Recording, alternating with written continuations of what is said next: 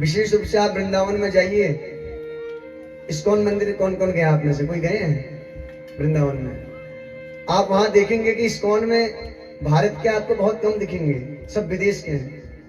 कोई कहीं का है, कोई कहीं का, और सब शिखाधारी है, बढ़िया धोती पहने हुए हैं, प्रभु के चिंतन में हैं, गाय की सेवा कर रहे हैं, भगवान की आरती कर रहे हैं। और हम लोग भारत में जन्म लेने के बाद भी गाय की सेवा नहीं कर पा रहे, न प्रातः काल दिया बत्ती करते हैं, न सायंकाल करते हैं। और वो लोग दूसरे देश से आकर यहाँ रह रहे हैं और भगवान की सेवा कर रहे हैं, गाय माता की सेवा कर रहे हैं। बताओ, धीरे धीरे भक्ति भारत को छोड़कर विदेश की ओर जा रही है।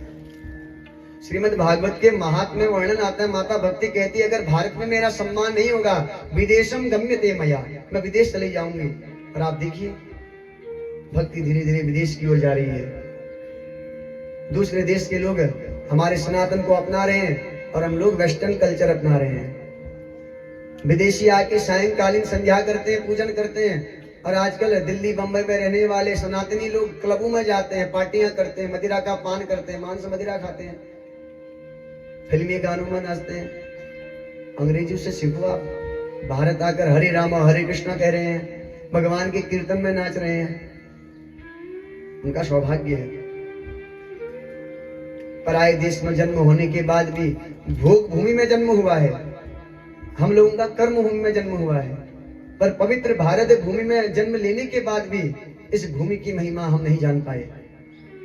और बाहर के लोग आते हैं, इसी विद्या को अपनाते हैं। और देखिए, ऐसा समय भी आएगा, हमको पूजा सीखने के लिए पूजा कैसी की जाती है, आरती कैसी की जाती है, उसके लिए भी विदेशी से पूछना पड़ेगा। आजकल आप देखिए, वो लोग संस्कृत का इतने ज्ञान रखते हैं, संस्कृत पढ़ते हैं, हमारी भाषा को सीखते हैं, गर्व महसूस करते हैं संस्कृत को सीखने में, हिंदी को सीखने में। परंतु हम लोग उनको देखने के बाद भी नहीं समझ पाते कि देखो, विदेशी लोग भी हमारी संस्कृति को अपना रहे हैं। हम लोग भागे भागे उनकी संस्कृति की ओर जाते हैं, जिस संस्कृति को उनने छोड़ दिया।